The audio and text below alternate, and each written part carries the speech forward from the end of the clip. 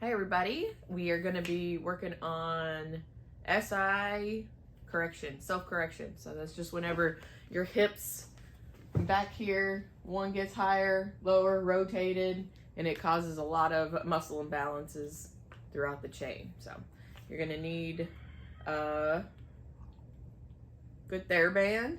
You could also use a PVC pipe. And then if you don't have any of those, you can just use a long towel and it works just fine. Okay, so you're gonna lay on your back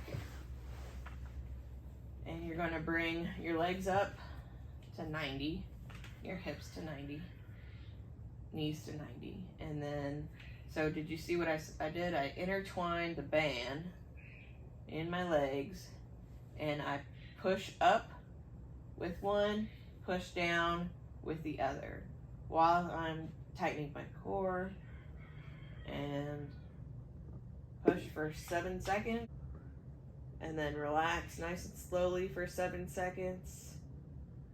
And you're gonna do it 7 times.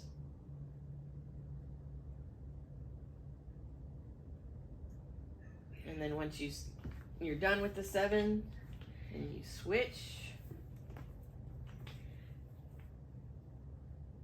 and do it again.